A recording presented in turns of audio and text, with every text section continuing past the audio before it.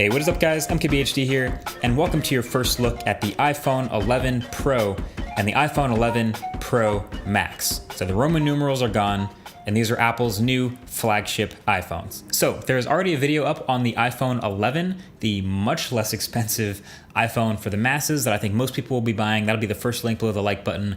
I go over all the new features and the more basics and things like that. These new phones are $999 and $1099 to start, and they go up from there, so they're very expensive. And they also put Pro in the name, which I have mixed feelings about.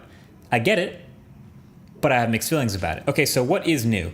Well, you can clearly see the design is already nearly identical to the XS and XS Max, same sizes. So there are really four main things you need to know here: display, battery, cameras, and the matte finish. Actually start with the matte finish since it's the most obvious. The glass on the back of these Pro iPhones is now this sort of frosted, I would say, a very slight texture and a matte finish to it. And I absolutely love it. And then the camera square weirdly goes back to glossy. So it's like the opposite of the cheaper iPhone 11, which is a glossy phone with a matte camera square. I just kind of wish the whole back of this phone was matte, but maybe that's just me. They don't have a matte black, but they do have a matte space gray, along with a midnight green, which is like this subtle dark green, almost military camo type of green. And then there's a silver, which looks very bright, and gold, which is the most familiar one. So yeah, matte dark gray, while it actually might scratch more easily, not sure yet, only time will tell. I gotta use the phone and put it through its paces, but matte dark gray, I think, first impression, love that. Okay, so display. Now, if you told me there's gonna be a new iPhone Pro this year with a Pro display, I would just assume that you meant it was gonna have 120 Hertz high refresh rate ProMotion display.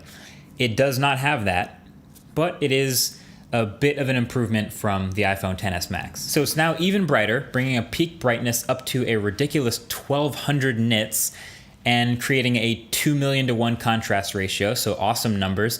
And it's the same resolution OLED, same sizes, same notch and everything, very familiar looking display, but it's now even more impressive for watching movies and editing photos and videos, that type of thing. It's a better screen.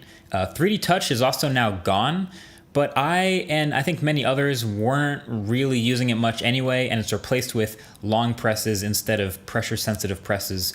They're called haptic presses, and they do pretty much all the same things. They're calling this new display Super Retina Display XDR, so if you're into name dropping, you can call it that. I'm just gonna call it a brighter display. Then there's the battery. So on stage, Apple claimed 4 hours more battery life than the iPhone XS, and on the 11 Pro Max, 5 hours more battery than the XS Max. That is a huge improvement. And this really isn't coming from a much physically larger battery from the previous phone.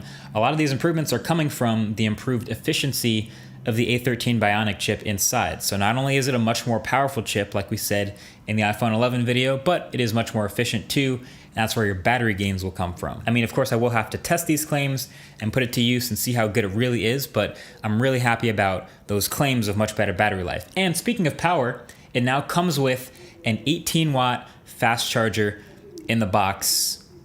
Finally, iPhone Pro. It took a while. It took a Pro phone to get that. But if you want that fast charger in the box, the iPhone 11, the cheaper one, doesn't get that. And it is USB Type-C to Lightning, so yeah, it's a step in the right direction. So that's the matte finish, the display, and the battery, which brings us to the one thing that they spent by far the most time on, and that's the new cameras. So triple cameras on the back here for the iPhone 11 Pro and Pro Max. It joins the 3-camera club. So one normal camera, one 2x telephoto, and one 120-degree ultra-wide. And you can switch between the 3 of them in the app with the buttons if you want, or with a slider that sort of gracefully moves between all 3 focal lengths. And they made a big deal about how they wanted to match the quality as well as possible between these 3 cameras, which I really hope is true. That sounds great.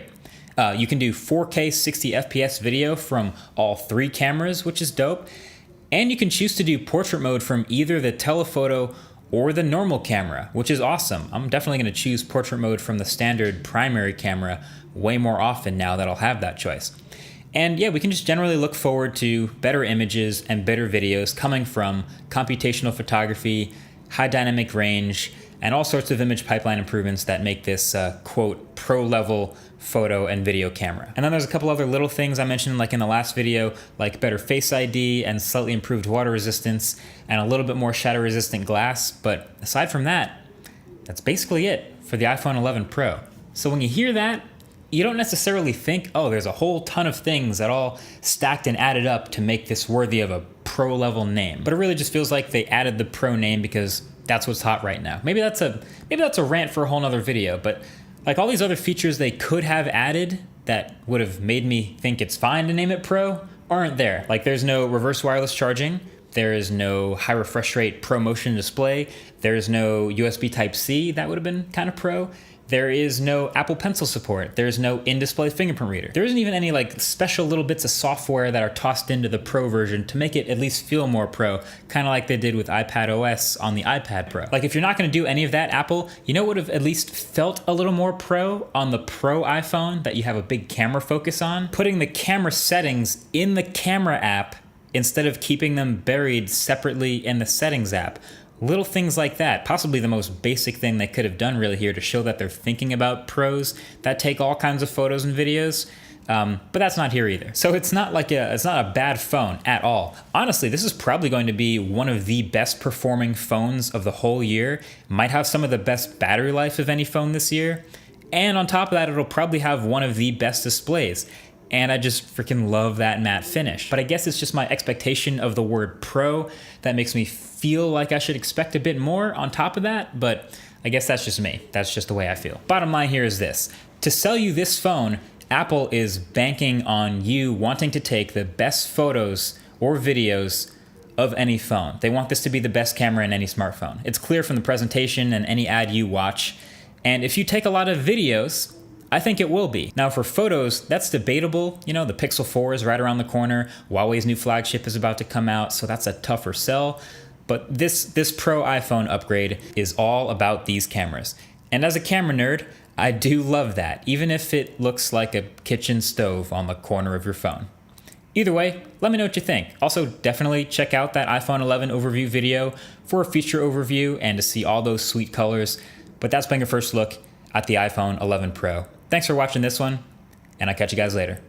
Peace.